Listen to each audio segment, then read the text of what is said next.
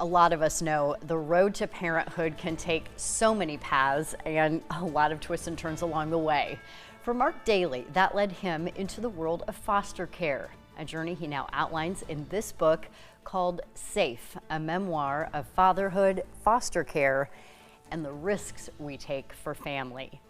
Daly knows Iowa very well. He's the founder of One Iowa, and now he's back in the state to meet with people about his book.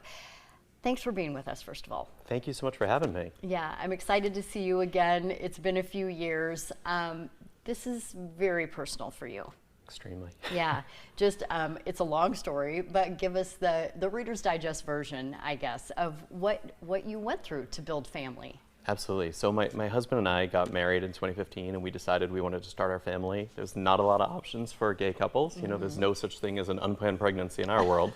So we did our research, and foster care felt right. I have 3 cousins who entered my family through foster care. So we started this journey, and what sort of leads to this long road of we have a couple kids that we foster for, and there's uncertain whether or not they're going home, and if they go home, are they going to be safe or not? And you know, it really is a challenging road that we went through, and so I decided to share it in hopes that it would shine a light on really what all of these families face around the country.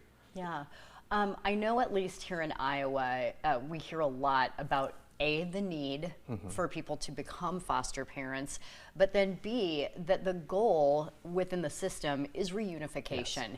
Yes. That makes it really hard and really scary for a lot of people whose goal it is to parent. Right. Just talk about that. I mean, it really is something that leaves you on the horns of a dilemma in many ways. Absolutely. You know, and I had done some work in the child welfare space, and I had heard stories of, you know, situations where children are abandoned and they need parents. And that's sort of what we wanted. We thought we would just get this baby that needed parents and we would step in. And the reality is that in foster care, the true goal is reunification. And frankly, it should be, right? And so there's a period of time that goes forward where the parents there's this guideline set out as to what they need to do in order to get their kids back. And you'd have to be heartless to not be rooting for them throughout this process. But of course, you know that if their children are to leave, are they going to be safe, right? And it's not as much can they give them what you can give them. That doesn't matter. It's, are the kids going to be safe if they go home, plain and simple. And that's really where it comes in. I think a lot of people deal with that. You know, can I do that? Do I have it in my heart? You know, what if I'm left with a broken heart? You know, it's something everyone struggles with. Was your heart broken? Oh, of course, absolutely. But also it was filled too. I mean, it's really an amazing journey that we went through. And ultimately, we are adoptive parents, so, you know, without spoiling the ending there.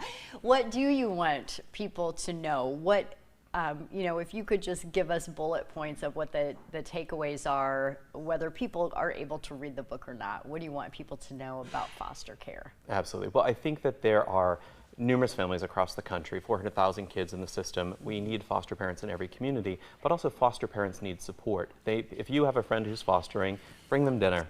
Offer to drive to a visitation, offer to help them out. There's a lot of things that are put on them, and these are civic assets. These are community leaders who are stepping up.